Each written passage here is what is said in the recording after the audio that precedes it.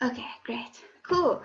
So welcome everyone to our Food for Thought program. Thank you to everyone for signing on, and welcome to all our wonderful speakers. I'm really excited for our topic tonight, which is dogma and unity in faith. So we're having a little bit of an interfaith kind of discussion with everyone here. So yeah, it's going to be really interesting. So yeah, I just thought I'd take a few moments to try and introduce everyone. Oh, I see Shardia is with us, so that is wonderful. Okay, cool. So I'm just going to quickly ask Thaakir maybe just to say hello, just so everyone can hear him and see who he is. Okay, cool. So that's him over there. So Thaakir, he went to Wynberg Boys High School, and he's currently studying animal science in Stellenbosch.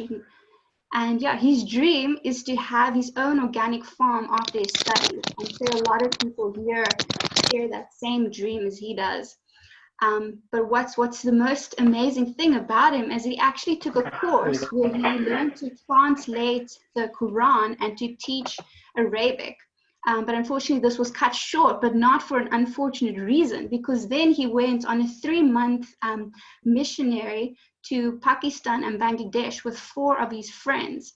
And here, basically, the purpose of this mission was just to spread, the word of God and like to help people reconnect with their spiritual essence, which is just really amazing. Cool. So next, I'm going to ask Jako just to say hello. Hello, everyone. Cool. So this is Jako. Oh, sorry, guys. So Thaakir, he is representing Islam. Sorry, I forgot to add that. So Jako, he is representing Christianity.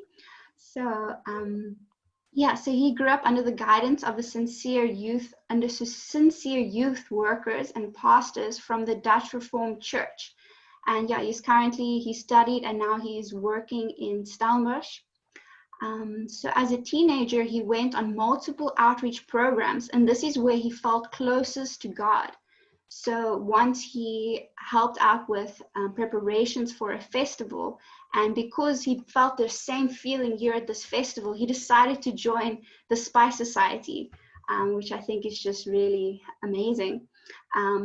But what's even more amazing is that he's currently working on a book exploring the commonalities between Christianity and Bhakti, while he's residing at a contemporary ashram in Johannesdal. Yeah, and what's really cool about Jako is that he doesn't conform to any specific Christian domination, but rather sees himself as a sincere disciple of Jesus. Yeah, so that's pretty cool. Okay, cool. So next we'll introduce Kavi, who is our Buddhist. So he's under the name of Jacobus. So Kavi, maybe you can just say hello to us. Hello. Greetings. Yes. Hello, Kavi. Nice to see you. Cool. So Kavi also has a very adventurous background. So he is an Advent student of Vedic astrology. He grew up in a very small little town, and then he came across his book on Chinese astrology in the local library. And from here, he just, he got this rich desire for just exploring the Eastern traditions. And he then stumbled across the Bhagavad Puranas, which is an encyclopedia, poetic text from ancient India. And because of these events, it led to a 14-year path as a monastic monk, which is really, really amazing. And then from there, he spent 4 years in India studying Sanskrit. And now he's doing his master's in Indology in Germany. And he's kind of focused more on Buddhist astrology and basically, which is really cool. Okay, cool. So next we have Axl Maas, our down-to-earth owner. You can say hello. Hey, everyone. Thanks for having me. Cool. Welcome, Axl. So Axl describes himself as an Afrikaans boykie from a very small town in Limpopo. So yeah, he grew up Christian, but he had questions to which he couldn't find the answers to in his local church. So he decided to branch out. Exploring many different traditions, he eventually ended up moving into an ashram in Stellenbosch while studying. And then through all of this, Axl never actually abandoned what he had learned from Christianity. So therefore, he didn't have any ill harbor towards the tradition that raised him.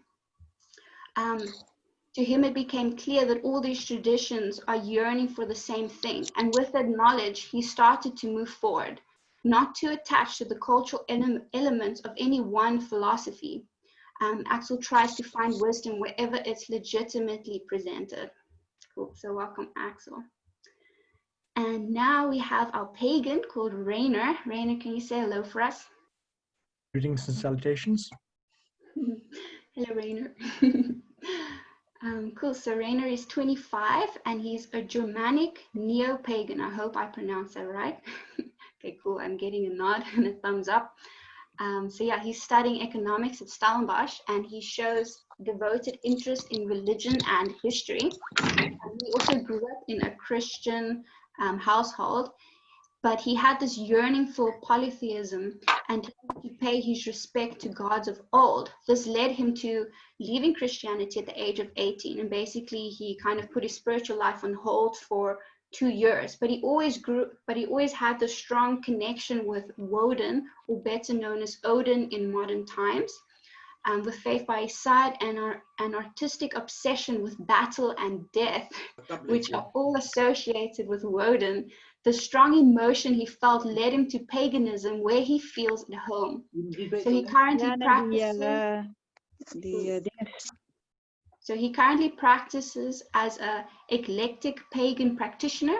The practice allows him to find natural ways to engage in religious ritual, through which he pays his respects to the spirits of the land and the gods, many of whom are neither good nor evil, but deserving of respect nonetheless. So Rainer, he finds himself a little bit lacking in ritual, but he does perform beer offerings. Okay, cool. So our last speaker I'll introduce is Sharadia. Sharadia, can you please say hello for us?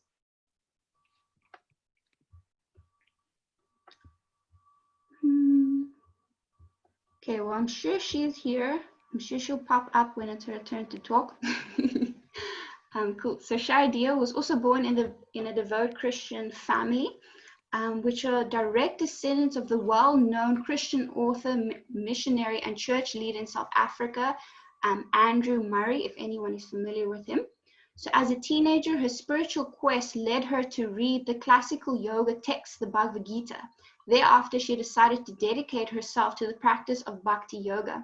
She has received initiation in the Bhakti yoga tradition, in which she has also become an ordained priest. She has served in ISKCON temples, which promote the teachings and practices of Bhakti yoga in Cape Town, London, Zurich, and Mayapur, India.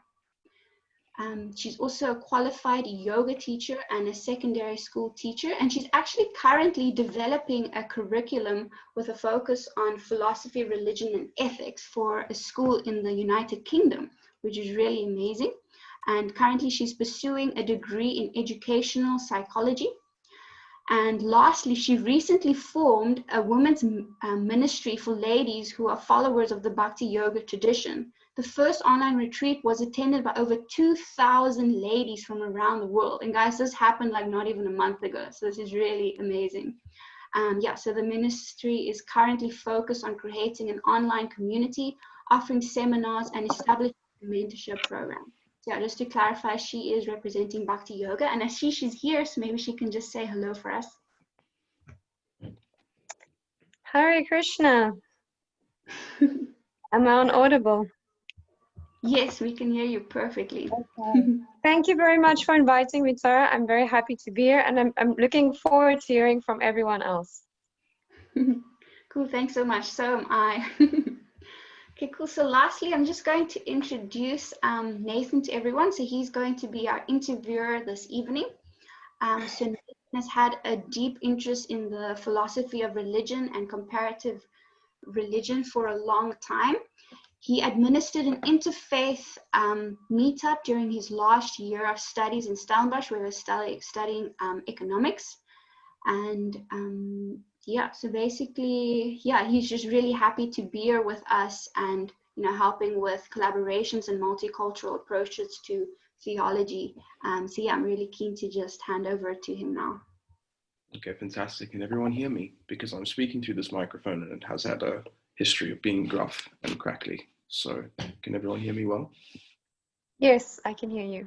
Oh, fantastic. Cool. So I'd like to start off with you, Axl, since I think of all the groups here, yours is probably the one that is least aware, that most people are least aware of. I haven't actually encountered this exact description of this type of faith. How do you pronounce it exactly? Perennialism. It is pronounced perennialism, and it's named after, your perennial means something that continues in perpetuity. So it's named like that because the idea is that it is one essential truth that is expressing itself in different cultural contexts over the ages. Okay. Well, as much as I'd like to immediately start asking other questions and dissecting that statement, I think we can proceed directly to the question that's been formulated and hear your prepared response. So you insist that all religions are the same, even though different religions don't share the same viewpoint. By following all faiths, does it not reduce the ability to dive deeply into a relationship with God, Jack of all trades, master of none? So in other words, I suppose, is there not a trade-off at some point when you come to a spiritual conclusion against other conclusions? Or is there some way of reconciling this? How would you answer that? I think there definitely is some way of reconciling. So firstly, I mean, it's one question, but I think it has like two parts. The first part is that part where it mentions that I insist that all the traditions have the same meaning, even though they don't necessarily say that. So I just briefly want to touch on that first. Obviously, I can't speak for people of all traditions and all religious faiths, but I do know that many of the people in those faiths do not consider it to be true that they're serving the same God as the people in the other faiths.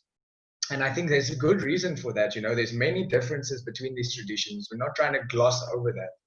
I think if you were to look closely, you'd probably find hundreds of disagreements. But these seem to be almost, it's disagreements that are almost more towards the cultural side of the tradition, rather than the essential sides of making that division. When you get to the essential side of, for example, the theistic traditions or monotheistic traditions, it suddenly becomes incredibly similar.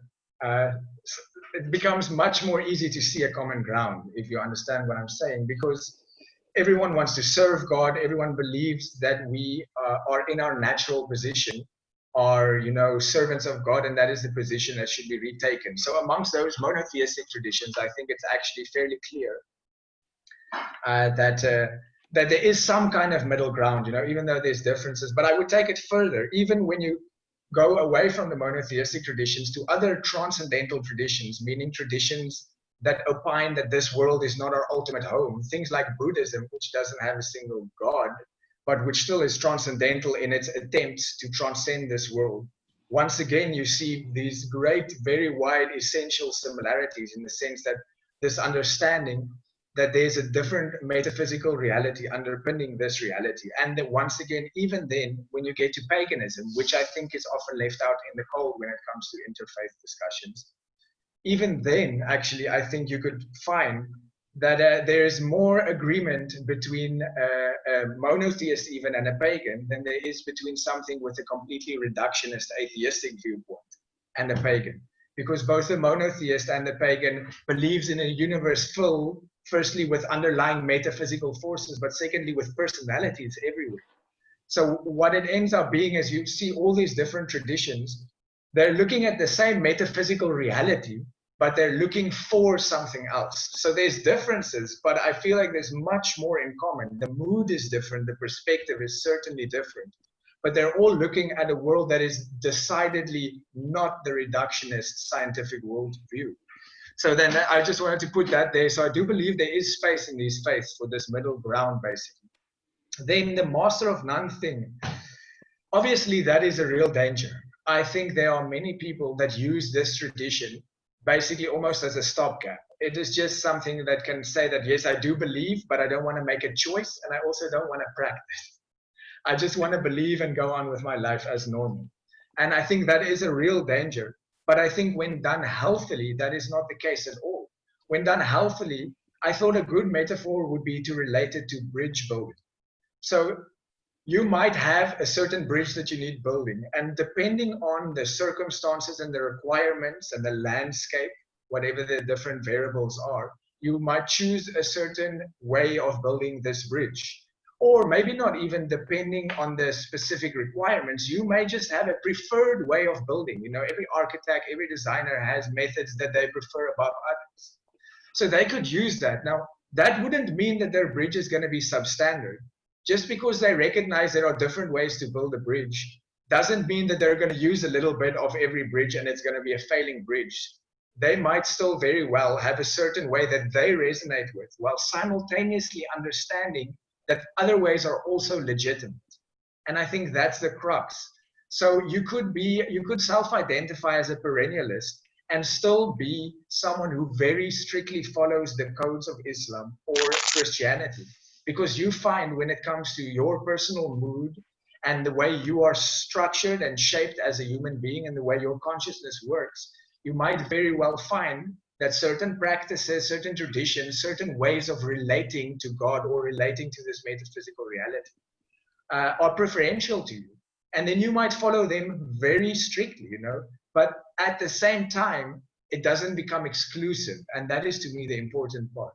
So you might strictly follow Islam, Christianity, but at the same time, you do recognize that the people from these other traditions are actually also attempting to serve God. It might not be in your preferred way, and you might disagree with the mood, you know. There might very well be reasons you didn't choose that tradition, but you do recognize that it is yearning to do the same thing that you are, and ultimately you have more in common with them than you are different from them. So I think that's just a call to unity almost in a philosophical form. Okay. Well, if I may, just to not really ask another question or a new question, but rephrase it and maybe take a different angle on it. What would distinguish then perennialism from a simple, as Tara introduced, and as I identify as a student of comparative religion or someone who studies the philosophy of religion? What would distinguish a perennialist? There must be some kind of doctrine, some kind of actual body of belief, as unifying or general as it may be, that would distinguish someone of your faith from someone who simply analyzes different religions alongside one another. Yeah. Well, that's a great question, and I think the essential difference would be when it comes to the belief and the practice itself. A perennialist isn't just someone who attempts to philosophically study the traditions, but rather who finds them to be true in the way that someone who follows what we would consider a traditional religion like Christianity considers it to be true. And with that, I mean, it compels them to action, it compels them to practice and to developing very seriously.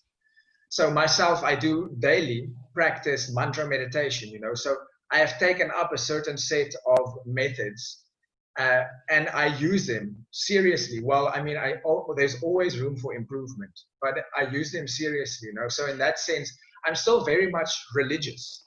I'm still a follower of the tradition and practicing it, but I'm just at the same time open to the fact, I feel, that the other people are trying to reach the same goal or yearning for the same thing. Not necessarily the same goal, but approaching the same metaphysical reality. Okay. So it would be fundamentally, the difference would come in the practice of different aspects of faith.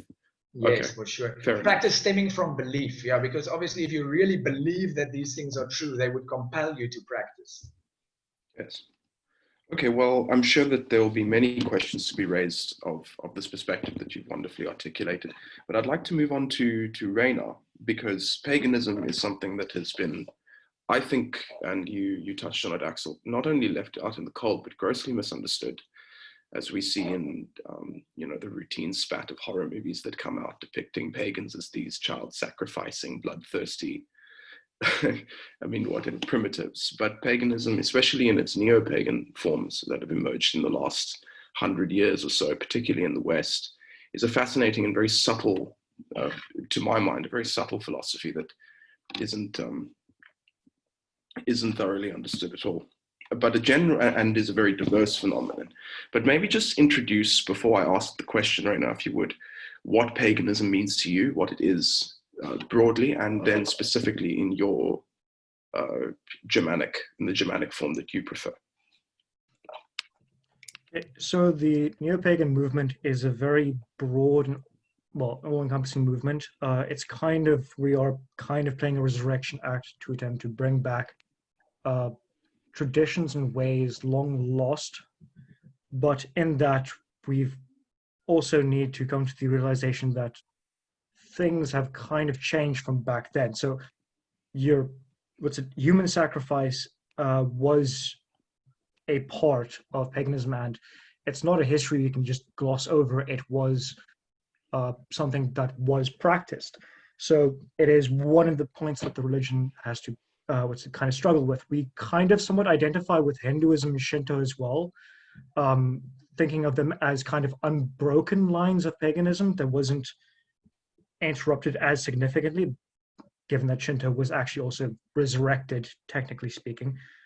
So we are attempting to reconnect to what we feel is an ancient wisdom that was lost. So myself personally, I attempt to connect back to, in a way, the deities my ancestors worshipped, that kind of have been discontinued via violence and other means. So it's very much a personal quest looking for lost truths. Okay, wonderful. If we may perhaps just stick with that definition and move on to the question at hand, which, as you've phrased it, or as it's been phrased there, is slightly clumsy. And that's probably because it was the one question that I worded. But to rephrase it for everyone, I think, and to directly combat this prejudice that people have about paganism, there's this association in all streams of paganism with specific spiritual, whether it's a rite of passage or a particular motif, whether it's an angel or a demon or a god, some or other direct association of this spiritual force or entity to objects, material objects, and the subsequent enactment of rituals, and often quite violent rituals. And there's this general conception that not only is the practice quite terrifying to people who are accustomed to more rationalized orthodox faiths that have doctrine over practice as the centerpiece, but that there's almost an arbitrariness to this association of material objects to spiritual phenomena. In the 21st century, at least, there's this feeling that the spiritual world must be separated from the physical world. And would you perhaps defend that? How is it possible that you can have these rituals, and what is their actual meaning? So the thing is, as far as I see it, and most of the other religions kind of want to put the spiritual as a transcendental, like beyond this world, but paganism takes a more immanent meaning to these things. The spiritual is immanent in the world itself, and it has a very strange way of interacting with our world. And I think the best way I can describe it is it's relational. It's entirely, or it's very dependent on a to and fro between you and or between life and the spiritual. So it's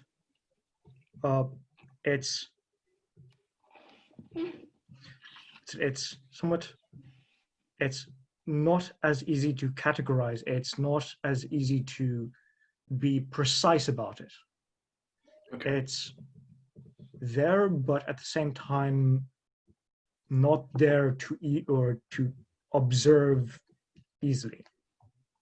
Okay, I see. There's this there's this process of almost alchemical association that goes on with these objects that are involved in the rituals. But now, let me ask you a secondary question then. How accessible to interpretation from outside of whether it's an ethnic or a cultural fold, are these practices and are these associations that pagans make and embody with these rituals and these totem objects? Okay, so the thing is, they're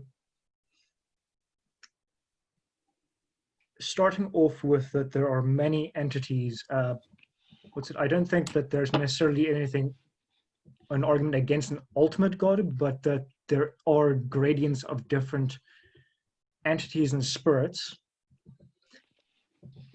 Sorry, repeat your question quickly so I can just rephrase my thinking about this, because I am a bit nervous. No, it might have been a bit clumsily phrased.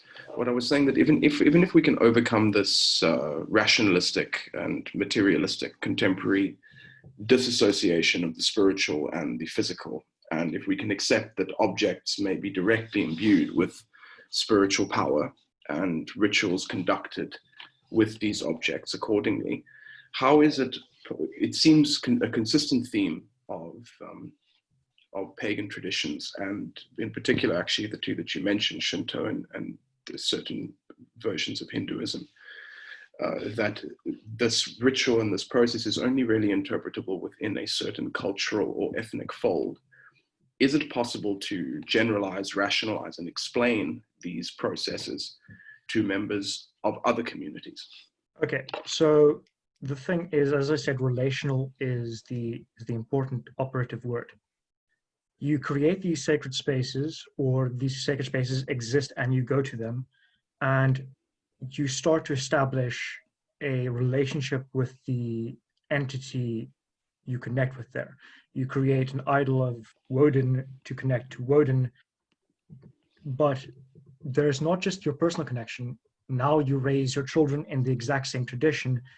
They too start to build this relationship, and as successive generations pass, this relationship is somewhat more enshrined. Traditions form around this relationship.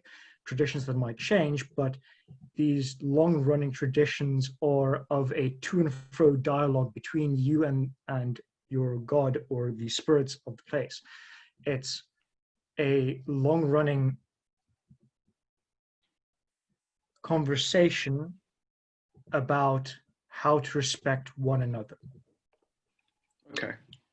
Okay, wonderful. Well, let's leave it with that, and let's move on to, I think, I don't know how to phrase this, but perhaps in a certain sense, the most overlooked and the most stereotyped of all the faiths that are representative here, and that's Yaku with Christianity. I think it's a sad thing to see how, and in particular, I watched the episode of Rick and Morty. I make reference to one of the latest episodes of Rick and Morty, in which the character of Christ was so hideously profaned.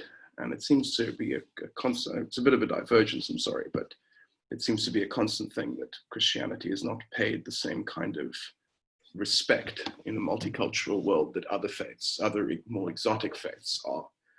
So, I mean, with that in mind, perhaps if we can just proceed from that, this doctrine of explicit intolerance, I am the way, the truth, and the life, no one comes to the Father but through me, is a problem that many people in the 21st century, in the era of multiculturalism, have with Christianity. And I think perhaps a too quickly stated and bluntly stated problem. So would you respond to this problem that people have?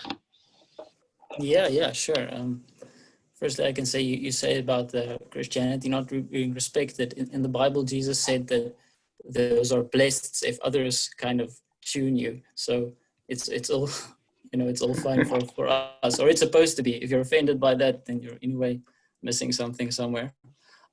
So that question, I think if you want to understand what that statement is, because that's often quoted as a single verse, right?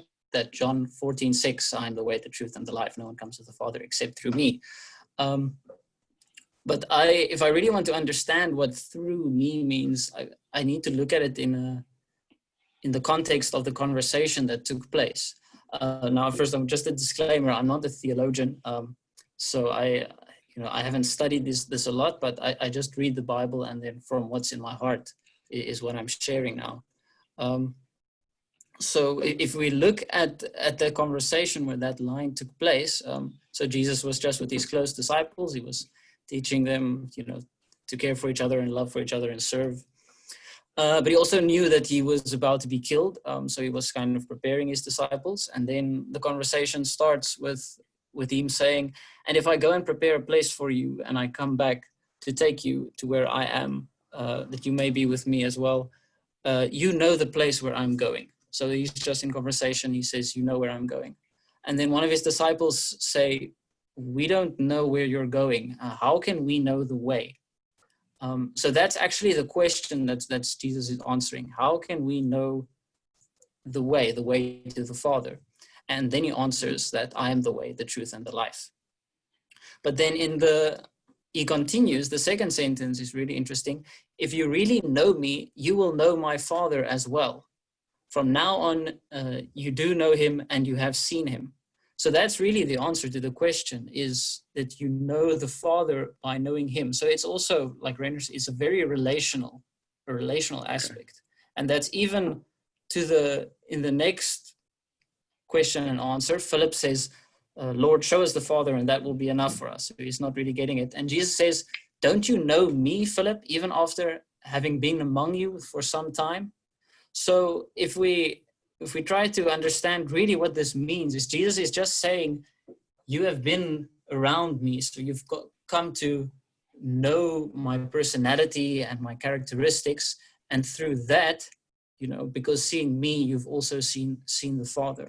So the through me and that way, truth, and the life is just the revelation of his life. So it's very contradictory then if you say, if someone else displays the same life and the same teachings that Jesus did, then he's giving the same revelation, and that's the point that's being made here.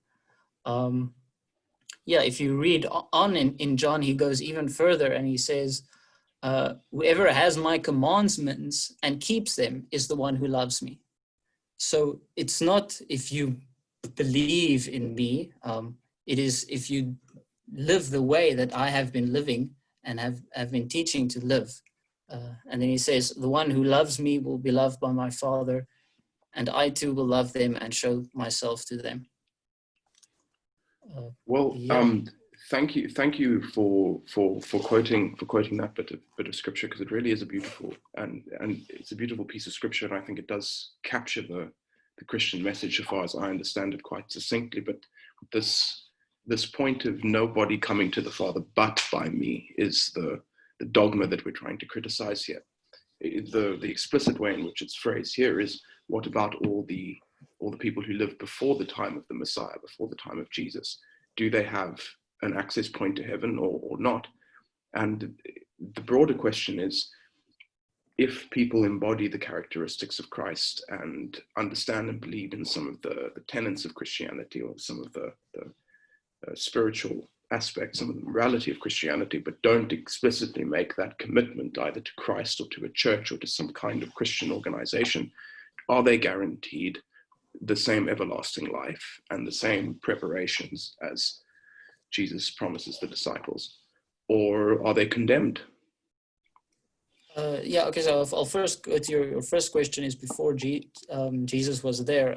There's a section in the Bible where they speak about Abraham, where James also says, he's arguing a different point, but he basically says Abraham was considered righteous, and he was called a friend of God through his faith and his action proving his faith.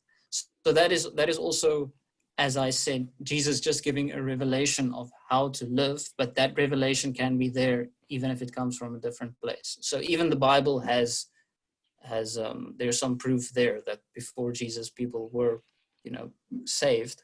And then that point that you made, which I said, through Jesus, I mean, is embodying his life, making a commitment to a church, or if you say, I accept Jesus, what do you mean behind that? What you mean, if you really accept Jesus, is you follow his teachings and you live the way that he says to live. And what I've found from people with other religions, if you just actually go to his teachings about being merciful, loving your enemies, being forgiveness, I think that is what his focus was.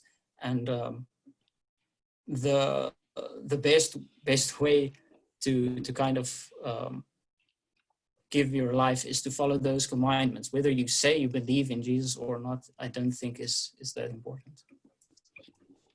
Okay, wonderful. I hope we have time to revisit some of these points, because I've got many questions or many points of address there, but we must move on, seeing as we've already taken up 40 minutes of our time. Thaakir, is that how I pronounce it?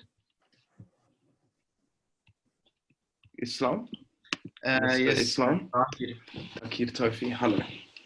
So you must get this a lot, because like with Christianity, there's quite a stereotyping of Islam in the world today. And I think probably of all of the stereotypes, this is the most blatant and oft resorted to in contemporary religious conversation. How do you respond to this problem of violence in Islam? You have these debates. There was a whole spread of debates in the 90s between the new atheists and the Muslims in the defense of this idea of Islam as the religion of peace. And this is a statement that Islam quite boldly makes of itself, when there seems to consistently be violence in the name of Islam all around the world, and seems to consistently be examples from the Quran. I think, actually, I'm not going to embarrass myself and try to quote it, but there are a few where explicitly the treatment of infidels is described as being as operating according to different moral standards than the treating of those within the fold. And how would you respond to the question, not even simply why is it that non-believers are consistently caught up in these acts of violence with Muslims, because let's not be too quick to ascribe blame, but also that there is this doctrinal basis, apparently from multiple fronts, whereby Islam puts itself in a very privileged position to commit violence against other faiths with impunity. Okay, so before I could respond to the question, I just want to say that I'm not a scholar, and I did do a course on Arabic and the translation of the Quran, but I didn't even finish that, so I will do my best to present the opinion of the majority of Muslim scholars, but I obviously can make mistakes, and apologies if I do so. With regards to what's happening in today's time, I can't really give you an answer for that. What I can tell you is that majority of Muslim scholars don't condone that behavior and don't condone what is happening, for example, with ISIS and the likes. I do think that it is groups of people or people who have taken verses of the Quran out of context for their own personal gain, for their own twisted reasons they've done so. For whatever that reason may be, I'm not sure, but that is the case. With regards to specific verses, I've taken down a few and thought that I'd just give some context regarding them. One is commonly quoted in chapter 9, verses 29, where it says, fight those who disbelieve in God and the last day. And so what we see is common in many of the verses of these violent verses in the Quran is that it was very specific. It's not a blanket statement for us in today's time, for example. So this was a specific instance where this was actually happened in the expedition of Tabuk is the name. and an emissary or an ambassador was sent out by the Prophet, peace and blessing be upon him, to one of their allies. And on the way, somebody captured this ambassador, and they beheaded him, they killed him. So in response to this, this verse was revealed to fight those who disbelieve in God, and specifically referring to those people who killed that ambassador, not to all disbelievers or all non-Muslims. It was a very specifically aimed at them. And something that also just backs this up is that another verse in the Quran, chapter 5, verses 32, to the effect that whoever kills a soul without justification, it is as if he has slain all of mankind. And whoever saves one, it is as if he has saved mankind entirely. So this just shows that Islam doesn't at all condone the killing of non-Muslims or the killing of people who don't believe in God. Okay. Well, yeah, let's again, perhaps let's move on, unfortunately, because again, there are many questions that I'd like to ask, but we can save those for later. Mr. Kavi, Buddhism. Why did Bodhidharma go to the West? Oh, wow. To the East. Sorry, I got it wrong. There we go. Sorry, I had to. No, please, there is Buddhism. Firstly, would you explain some of the basic tenets of Buddhism? Because from my experience, it's a very pop culturally referenced belief system, but it isn't very well understood. So just from your perspective, if you could briefly explain.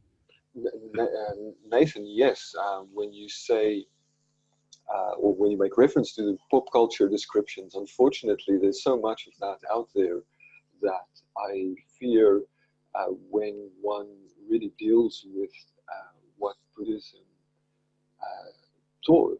teaches, it is almost unrecognizable these days. We have to understand that the Buddha appeared in a very old tradition, a tradition that in many ways seemed to be a forerunner of the perennialism that Axl made reference to, Sanatana Dharma, the ancient Vedic religion. And in many ways, he was a reformer of that tradition, trying to steer it away from ritualism, more towards meditation and ultimate liberation then from samsara. Would you be interested in the pop culture tenets then? Sorry, I think you broke up there on my side just for the last few words. I was just asking you if you would then be more interested in the pop culture tenets. Well, I think it's so far as I understand Buddhism, I mean, perhaps that's the exact problem. It's I've heard it said in conversation, actually during an apologetics meetup, that you need a doctorate in philosophy to even understand Buddhism. So perhaps that's where some of the confusion comes in, because there is this complexity to it, the metaphysics, the noble silence, and so many of these ideas that are really hard to understand. So yeah, maybe, I mean, the pop cultural idea is basically desirelessness, right? I mean, that's what's seeped down to the masses largely. And also this idea that there isn't any dogma or any doctrine, which in my investigation isn't true at all. It isn't as doctrine heavy, and it emphasizes the practice of meditation over everything else. But there is dogma, is there not? There is definitely dogma, but perhaps not the kind of dogma that one would expect. To begin with, there is the dogma that awakening is possible, that some kind of deeper or higher or transcendental reality is at hand, is accessible to us as human beings. And that, of course, is something that empirically is not so easy to prove for anyone. So yeah, that would be one item of dogma. Another one that I think could be cited is the idea of rebirth.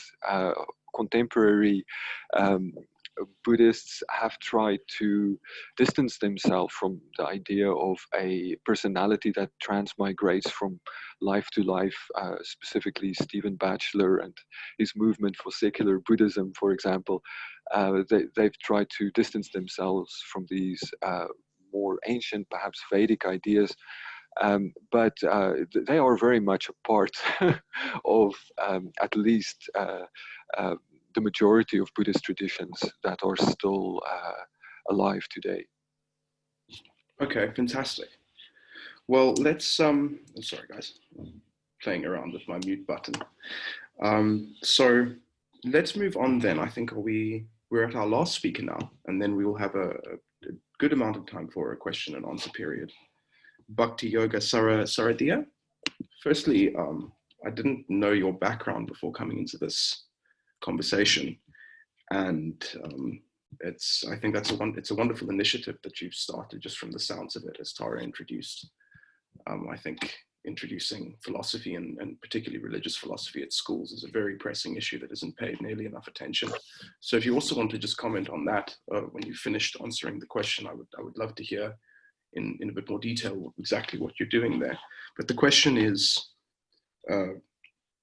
whether this chanting of the Hare Krishna mantra is the only way to practice Bhakti Yoga. And actually many people, at least at university, at the university which I attended at Stellenbosch, where the Hare Krishnas would chant on Tuesday afternoons, people were very confused as to exactly what this whole process was about and whether there was actually an explicit worship going on. And I had to try and explain to them what a mantra was and how the whole process worked. And it's not something that I think the modern religious practitioner of whatever kind really understands. So if you could just even expand on what the chanting means to your faith and how you incorporate it into your religion as well. Hare Krishna. Thank you, Nathan. So firstly, to answer the first question about whether there are other practices in the Bhakti Yoga tradition. So we actually have 9 major forms of what we call devotional service. And what I also find interesting about these forms of devotional service is many of them you could practice regardless of which religion you are following. So we do focus a great deal on the chanting, which we call kirtan, but then there's also hearing about God. So that could be through reading or through discussing, any scripture, because it just says hearing about God. And then there is also remembering God. So again, you could practice that regardless of your religion. And often in the Bible it said that you should meditate upon God. So that would be a form of remembering God. Throughout your day, you could be remembering God. And then there is also one which is called serving the lotus feet of God. That one is a bit esoteric, and obviously not everyone of all religions could relate to it, but in our tradition, there's a whole explanation, about it. And then there is deity worship. So again, that wouldn't be applicable to all religions, but many religions do have, some form of deity. And there's a lot that can be done for the deity. And I'm aware that even in the ancient Judaic tradition, there were actually deities. There were both male and female deities. It's obviously not a part of mainstream Christianity today, but even in Catholicism, we do have a kind of form of a deity, within the churches, with, for instance, in the saints and Mother Mary, etc. So many religions, there can also be this practice of deity worship. Then there is praying. And praying, again, I think is quite universally found in many religions. And then there is carrying out the orders of the Lord. So that's quite an interesting one. And I think for many people coming from, one of the 3 major Abrahamic faiths, you could relate to, for instance, the story of Moses in the Bible, where he was told by God to go and to approach the Pharaoh and have a discussion about freeing the Israelites. So he would be like an example of carrying out the order of the Lord. And then there is one which is called befriending the Lord, which again is a bit more of a mystical process, which is more of an internal process, which I think, you have to be practicing your religion quite seriously to be able to relate to it. But again, I think it's definitely universal. And then the last one is surrendering everything to the Lord. So the Sanskrit for that is Atma Nivedanam. So it really means like surrendering your whole being to the Lord. So yeah, nine processes, main processes in devotional service. And Okay. and in our tradition, it's it depends on the individual, you know, which are you going to absorb yourself more in. Okay, thank you. Well, I think that brings the initial stage to a close. Thank you, everyone. Your answers were wonderfully well phrased and insightful. I don't know if we should immediately proceed to a cross-examination. Is it all right if I ask some questions of the different faiths, just certain particular questions, particularly actually, Kavi, there's a question that I'd like to ask you, because I haven't encountered many practicing Buddhists, although I've spent ample time with members of all the other faiths. And there's a particular question that I find pressing in my own mind, and that is of the relevance of Buddhism to the 21st century Western world. There's this attraction that Buddhism has because of its apparent dogma-lessness, and then the desire that the Western world has for a practice-based spirituality as opposed to a dogmatic. But of course, there's this problem of the almost filtering down, watering down of these belief systems and the like you say, secular Buddhism and these different hybrids that you have, and T.Z. Suzuki and Alan Watts and these kinds of guys. I mean, what, if any, relevance does Buddhism have for the West? I would like to ask you. Well, at the very least, I would say it impels us to take a closer look at the traditions of pure consciousness within our own fold. Maybe to look with new eyes at mystics like Meister Eckhart, the Germanic Christian teacher, who had a lot to say that is remarkably similar to, say, a Zen teacher like Dogen, the 13th century patriarch of Zen Buddhism in Japan.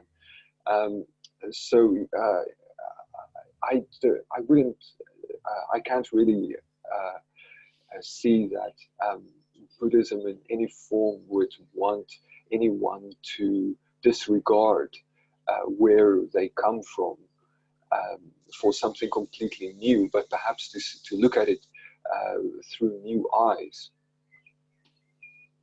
Okay, fantastic. Thank you. Thank you.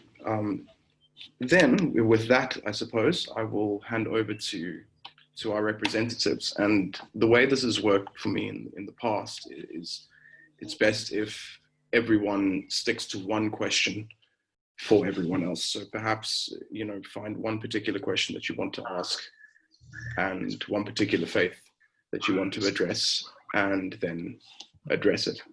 We'll go in the order in which we began. So we'll start with you, Axl. Is there any question you have? I'm thinking now of a question, but I don't yet have one. Perhaps if someone else could opine in the meantime. Okay. Well, Reina, do you have a question? At the moment, I don't have any specific question. I'm trying to think. Well, for one thing, I have to say I find Axl's view quite enlightening, and I feel at least some sense of kinship with his quest, as it feels somewhat the same as my own, being that it allows for a lot more personal interaction with the divine, and being that people have different interactions. But at the moment, there's not a particular question I think I can really think of. Well, probably just I as far as I see, what's it, Islam and Christianity might view the spirits of the land as evil spirits. So is there any room in their view to pay respect to, how does one describe it, to the entities that we can't exactly name but inhabit certain places, instead of simply viewing them as places that need to be exorcised. Would either the Muslim or Christian perspective like to respond to that? Yeah, I could respond.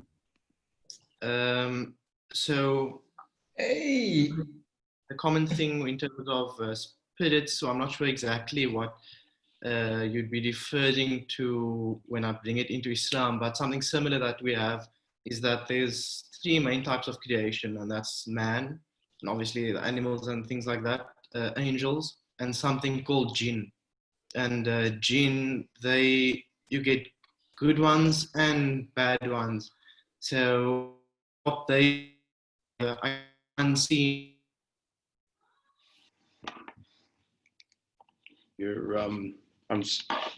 I'm sorry, Thaakir, but your mic's gone. Then they would be exercised, but in many cases they're not harmful beings and would be living peacefully, even though we can't see them. But is there a way you pay your respects to them? No, not particularly. No. Okay. And the Christian perspective? I think, Reina, if I may just add to your question, if there's a bit of confusion about it. I think what you're trying to get at is there are these traditional, all around the world, there are these traditional bodies of belief that are essentially pagan in nature and polytheistic, that monotheistic traditions in their evangelicalism try and uproot and at the very least describe as being demonic or evil in nature. So I think it's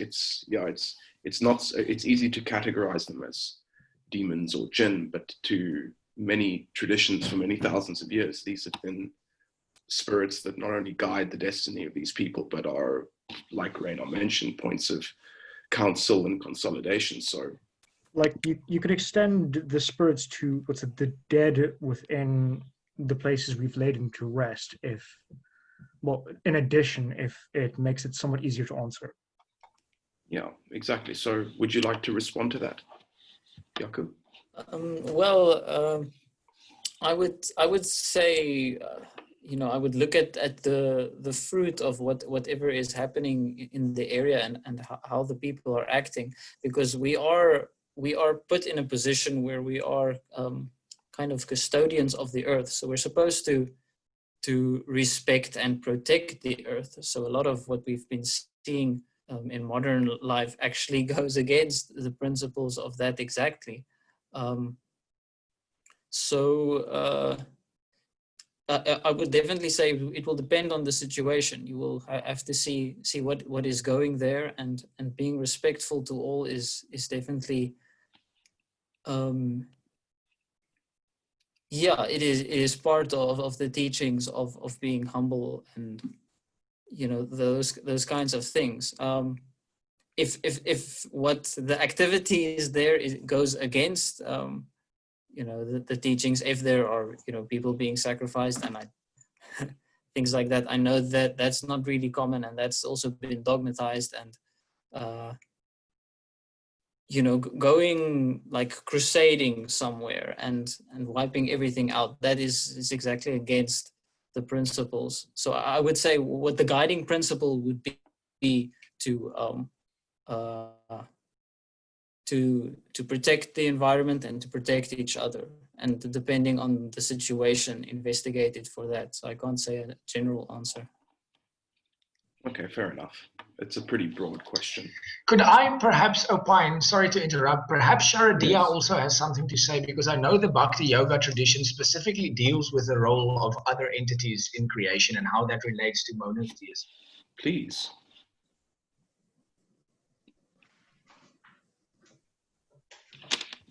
Sharadia, please, if you will.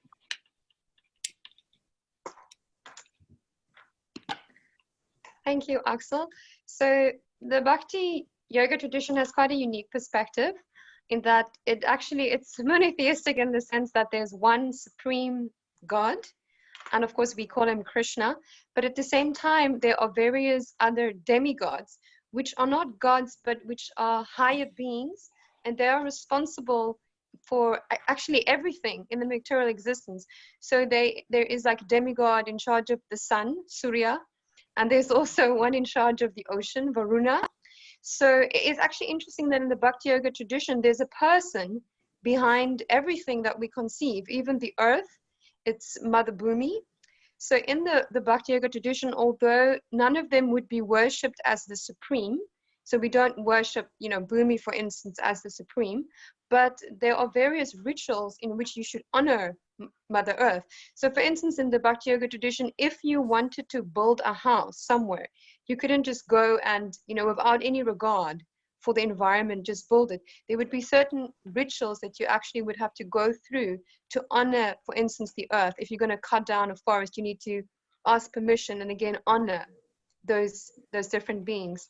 So that's one thing I appreciate about the Bhakti Yoga tradition. It's very inclusive of various concepts, as for instance, elements of paganism. Okay, like a sort of synthesis of polytheistic and monotheistic tendencies.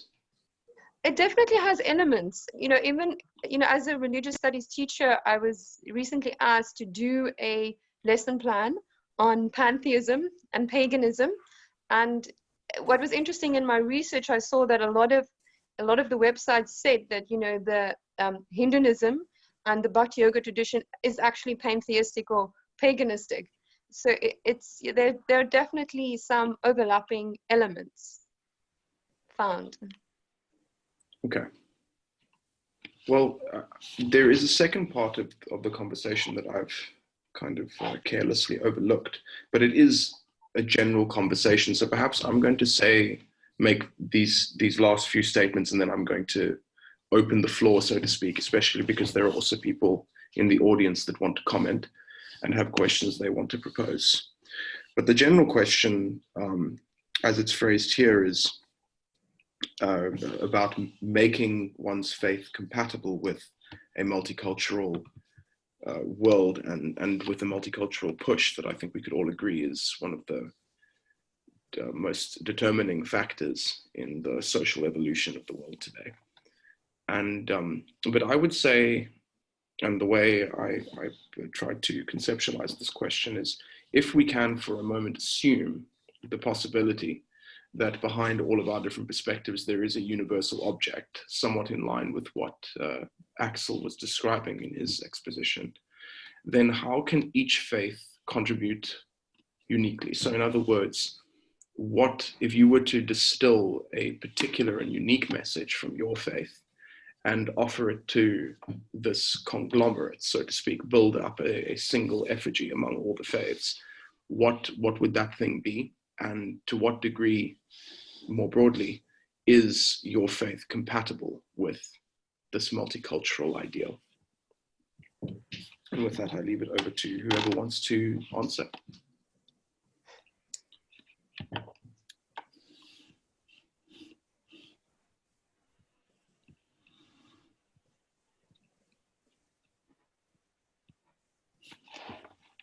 No one? Well, while other people are thinking, let me just jump in. Obviously, I have an answer to the question, because I guess my answer would be the question. It's still enough room for everyone to add something unique from their tradition and keep its unique identity without sacrificing it, while simultaneously, as I mentioned, allowing others to do the same. So yeah, I'm just basically saying that to give other people an opportunity, to think about their answers. I thought that would clear some dead air.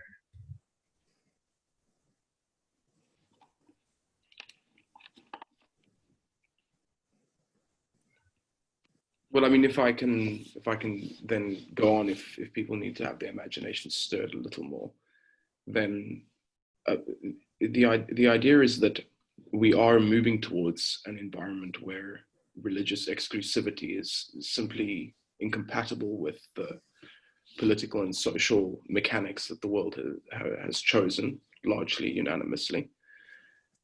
How can faiths, with the exception of your faith, Axl, how can faiths with specific and exclusive belief systems work towards this integrated ideal that the world has set for us? Is it possible in every case? And if so, how? I mean, the point of trying to, as I was saying, distill down to a single message that you can add to a collective concept of God was simply to say, how possible is it for you in your particular faith to do this, to accommodate this process? I just clarify the question. Are you talking about having a single type of religion that everyone practices and that has elements of different religions? Well, I mean, I suppose I'm talking about a way of conversing between different faiths, assuming that we are moving towards this inevitably, and that different faiths must find a way to communicate with other faiths without butting heads and without becoming weighed down by dogmas. So, I mean, I guess it is a very broad question, but the point is that if and this is what I said in the beginning, if we are to assume a universal concept of God, and we're to assume that each faith has a particular lens and only a particular lens, how would you summarize whatever it is that your religion can add to that concept so as to work towards a universal religious language?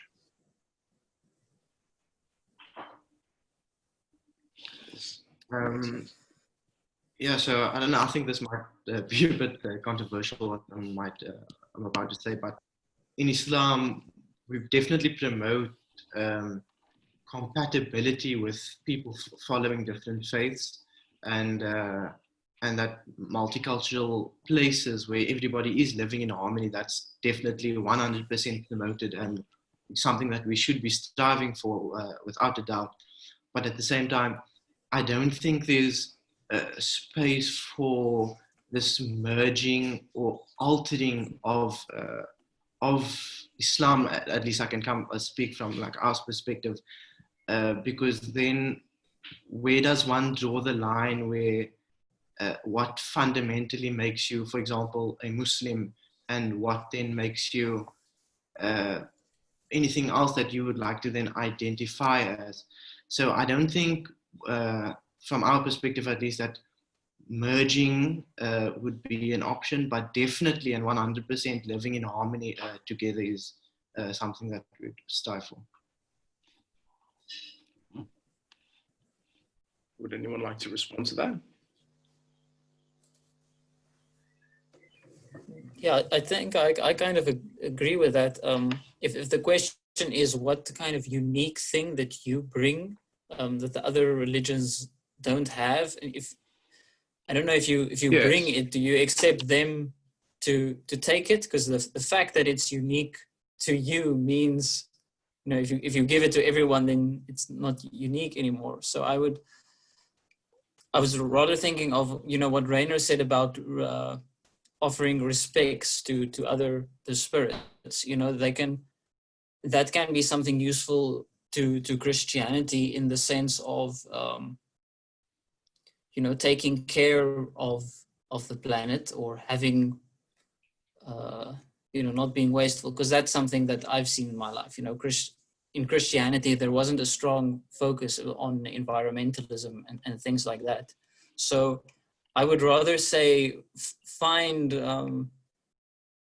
I would rather try to find common grounds, and if there is something in your practice where you can bring out maybe something which is supposed to be in another faith but has been disregarded, something like that. I don't know if that kind of makes sense. And Christianity, I think, would be, you know, thy will be done, not mine, selflessness and compassion, something like that.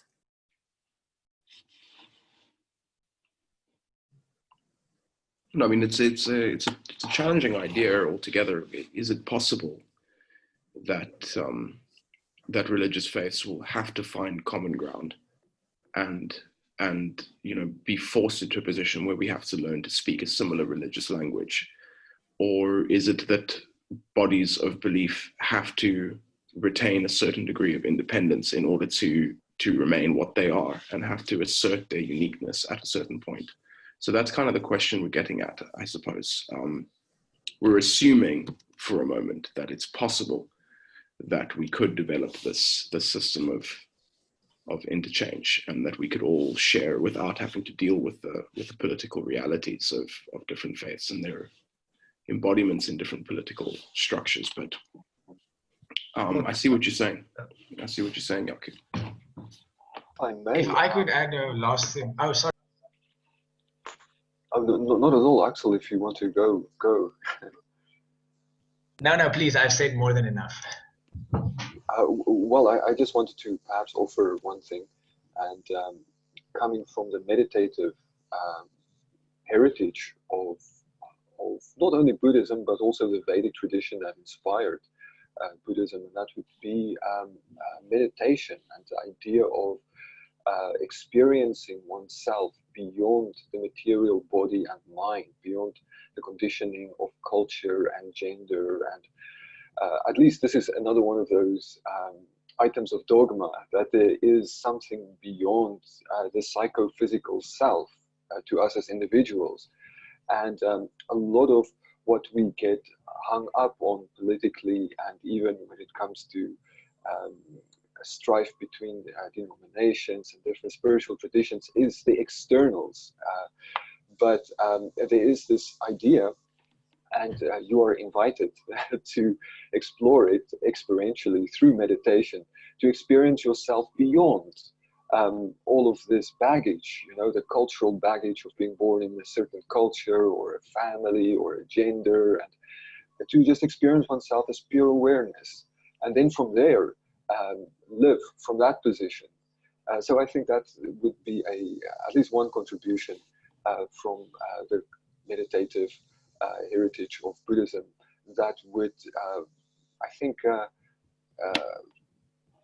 enrich all traditions without them having to change in any way. Well, the way I see it is, the best course of action is simply bringing everyone together and acting in good faith. It might very well be that we're not going to see eye to eye on many things, because there are certain fundamental presuppositions about some of our beliefs that aren't really arguable to us, but when we do come together, we do see the other person as a person and not simply as this opponent. We act in good faith to learn what their opinion is. And as Jako has pointed out, so for instance, paganism, a lot of it is awareness to environmental concerns. And I'm pretty certain that Islam has a very heavy emphasis on charity, Christianity, good actions towards your fellow person, Buddhism on deep reflection of the self. Sadly, Hare Krishna somewhat slips my mind because I'm not entirely as familiar with your beliefs as I would like to be. So my apologies that I'm not entirely certain what to say in this case to bring your strength to the fore. Although as far as it seems that you do delve very widely into various different aspects, so you do act best as our intermediary, I suppose, because it is the Space Society who has arranged this. So as far as I see it, because we all think that there is a greater metaphysical reality, at the very least, it is our responsibility to act in good faith and talk to each other about it. And what's to protect each other's sacred places in that capacity, to take a responsibility for the other. Well stated. Yeah, definitely. If I may just respond to the question from Ramuna, if I'm saying that correctly, I'm not sure. Yes, please. Please do. So, in the Quran, in fact, it actually there's a lot to do with what we're discussing now in the chapter 3, verse 64. It tells us to actually draw this common ground between the people of the book, so that's the Christians and the Jews, but really with everyone to finding this common ground between us, that, for example, that we worship one God, this God that created the entire universe, that is in control of everything. And yeah, so we should find that common ground. But if we get to a point, for example, that we can no longer agree on, then we should just say that we are Muslims and that is what we testify to. And so definitely respecting other religions, well, for me at least personally, would entail that tolerance and trying to understand other people's faith. Thank you. Thank you. Does anyone else want to respond to any of the comments in the feed? I don't know if anyone if you guys have been following the feed, but Nathan, can I contribute something to your original question? please do. So I think that what the Bhakti yoga tradition can contribute in this regard is the idea that we strive to see God in everything. So to relate to what I said earlier about there being, one supreme God, but still we respect, everything else as coming from God, and also respect that the presence of God is in everything, and also that God has various manifestations. So for us, it's not a problem, to respect and appreciate other people's faith. We would say they might be relating to God in a different way than we are, but we would still honor that and value that. We can compare that to, different relationships we all have with our current president, Cyril Ramaphosa. To us, he might just be a president, but someone is his wife, and, they've got a different relationship, and someone is his son, and someone is his brother and his cousin. And if they all really loved him, then they would also appreciate, each other's relationships with him and understand that that relationship with him is different than theirs, but it is of value and it is meaningful to him and it's meaningful to the other people. So I think that, in our Bhakti Yoga tradition, we could encourage people to keep their own faiths and their own traditions, but at the same time, have a genuine appreciation for each other. Okay, I see what you're saying there. It is a very hard thing to wrap our minds around, I think, and maybe a bit of a paradox, that there is this multifaceted, almost endless character to God, and that by very definition, I don't even think even immediately there, I would think there's a problem with calling it a he, but there's my own dogma showing itself. It's an inexhaustible object. There must by definition be an infinitely various way of describing and characterizing this thing.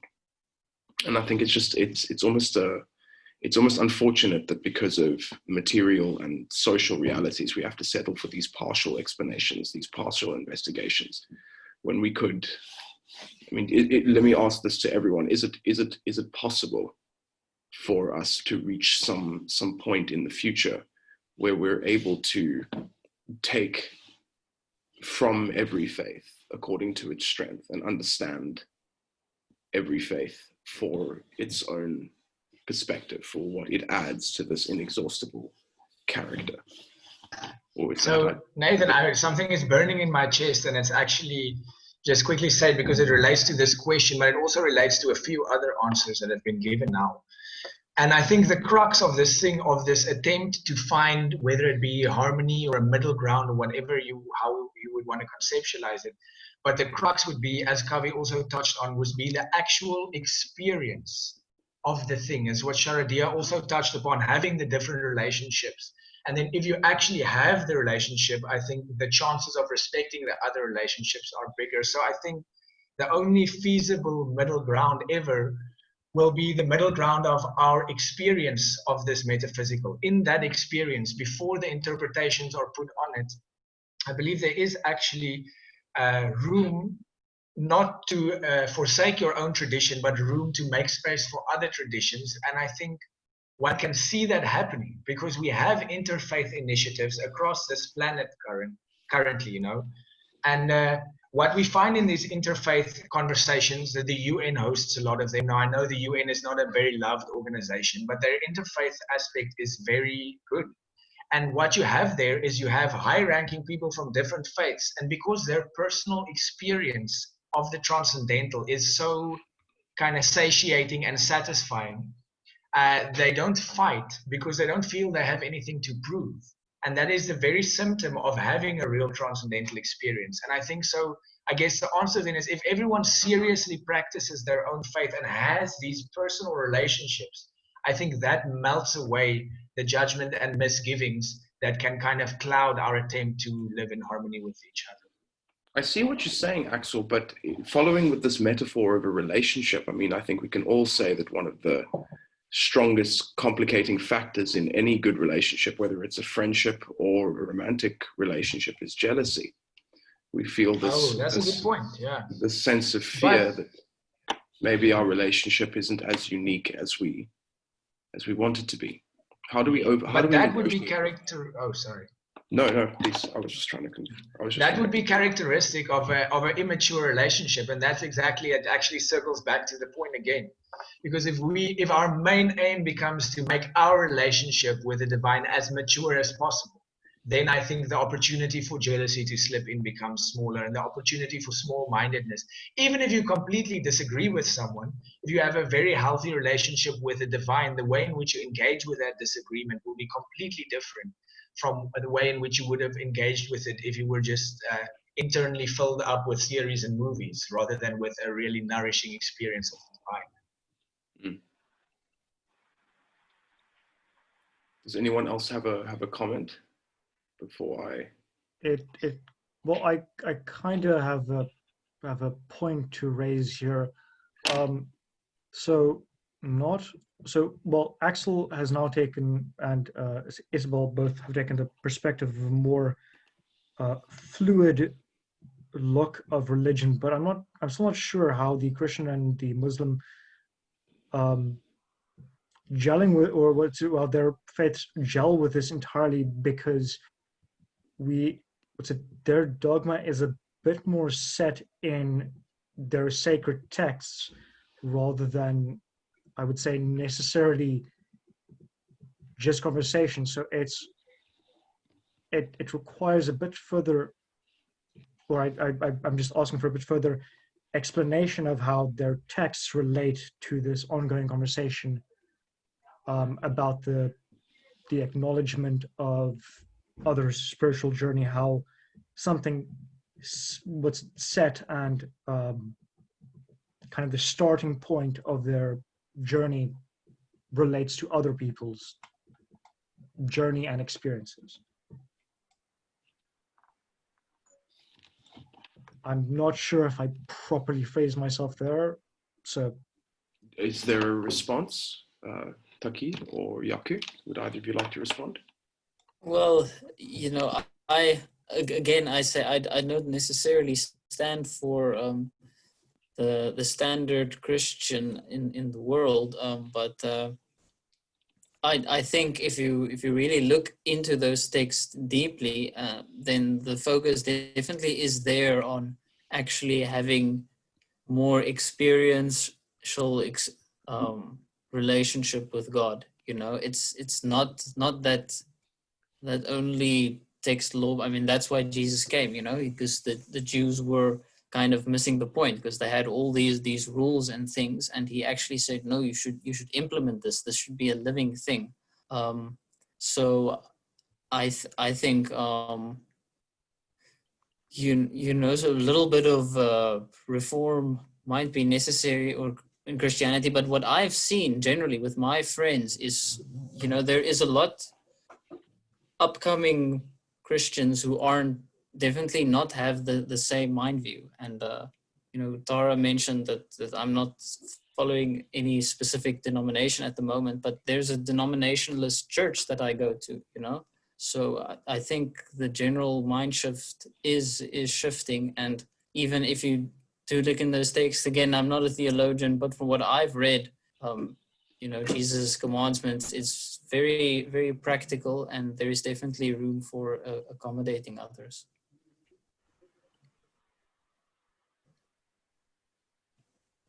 If I may, if I understood Zania correctly, then I agree with him in the sense that we have quite a few set rules and regulations, or set of beliefs that even to become a Muslim, you must believe in. So, for example, if we believe that Jesus is the Son of God, then we can no longer consider ourselves as a Muslim. And if we believe that Muhammad, peace and blessings be upon him, isn't the last messenger, then we can no longer be Muslim. If we don't believe that Jesus was a messenger, if we don't believe that Moses was a messenger, then we can't be a Muslim. So it's very difficult to then adopt certain aspects from certain faiths when it is directly contradictory to what fundamentally makes us Muslims.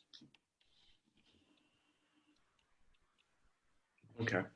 I mean, I must say, Thaakir, I appreciate the honesty, because I think it is something that has to be said at some point, because dogmas do form, and doctrines do form the basis for religious belief and are what preserve it through history. So I think perhaps it is unrealistic to assume that there will be this point that we'll reach where we can seamlessly interact without having to worry about doctrine and dogma getting in the way. But all the same, I do think we should try and isolate these specific strengths and weaknesses in each faith and work towards a more holistic conception of God. But I guess that would be my dogma. I don't know how we're doing on time, Tara, seeing as it's 7:30 and we were only planning on running for an hour, but we've run an hour and a half now. So if you guys want to continue the conversation, I wouldn't mind at all, but should we first just get a go ahead from everyone? Cool. So yeah, I think maybe we could end unless there's a dying question from the audience. So yeah, if anyone has a question from the audience, perhaps they could just raise their hand or unmute their mic and just ask it. I'll just allow a few seconds for that. Hare Krishna, everyone. Is it possible to talk? Yes, that's fine. Hello, everyone. This is Anna here. Okay, I'm a bit a mixture because I'm Greek. So since I'm Greek, I know perfectly well the Greek mythology and what paganism is. Since I was Greek, I was born and raised in the Orthodox Christianity, which I know quite well, which I practiced as it should be. I have lived for 3 years in Arabia Saudita, in Saudi Arabia, so I do know how Islam is in the inside point. I have been to a Muslim monastery for some time, so I don't know. A Buddhist monastery in some time, so I know how Buddhism is. And now I became a Vaishnava, which means that I am a Hare Krishna. Okay. So there are some points that actually I had talked over the discussion, which are points that were not actually clear as far as I'm concerned, which was the question about Christianity. How would it handle of people who were born before Christ? Would they be dead and lost souls? As a matter of fact, it's not. It is said, and it is well known and shown in Christian icons, that when the resurrection became and Christ went to Hades, meaning went to the dead world, he actually liberated each and every soul that was before him, and up to arrive to Eve and Adam, which are the first people that, according to Hebraism, has been in earth. The other question had to do about the thing that I am the way, and through me you will arrive to God. You will arrive to God. So the only salvation is through Christ. As a matter of fact, it is about following his words, following his instructions, following his what actually he was teaching around. But actually, what we all know, being a good Christian is actually being a good person. So there's nothing wrong in following what Christ said. And it's quite something quite very close, and actually maybe exactly the same what in Christian consciousness is taught, where we can go to Krishna only through the parampara, which is only through the discipling line that goes directly from our Guru Maharaj all the way up to from Sri Chaitanya and all the way up to Krishna. Another point is they were saying that there is in Christianity there is no celebration about the other entities. It is not true. There is this feast in the church, in the Orthodox Church, at least there is, where it is celebrating the angels and all the beings having body and non-body. So all the other entities, so all the deities, all the devas are actually celebrated in Christianity. So it is not true that the subtle world is not actually recognized. Okay, and another point is that Christ actually came here to only teach one thing: to love the others the same way that you love yourself. In this way, you actually love every other religion, every other way of thinking, every other way of being. So there is no division about Christianity, about the others. Personally speaking, why I left Christianity to go to Krishna, because Krishna gave me more answers to my questions. There were questions that in Christianity they were not there. There were questions that absolutely they were not in paganism and absolutely not in Buddhism. And I'm sorry for Islam, even if I know perfectly beautiful Islam people, and I have Islam friends, it is a very hard living in being in an Islam community. So I think that in Christian consciousness, since it's the most ancient one, has all the questions, all the answers, and can give you the totality of what faith can be, including every aspect that every other way of faith can comprehend and can include. Sorry for being so long, but I really wanted to say these things. No, Thank you so much, Anna, for that beautiful enlightening us in all these different questions and things, and for sharing your point of view. We're all entitled to our own opinions, and I'm just so happy that we could all come together here and share all our different viewpoints. I'm sure that this talk can go on for hours and hours and hours, so I think I'm going to end it off here. Perhaps in the future we could have, as Elizabeth stated in our little SPYS group, we could have a 2.0 interfaith dialogue. But yeah, for now, I just want to thank everyone who logged on. Thank you so much for joining us, and a big thank you to all our speakers for giving us so much of your time. Kavya had to already leave us, but yeah, just thanks one more time to each and every one of you. Thank you, Tara. We greatly appreciate it.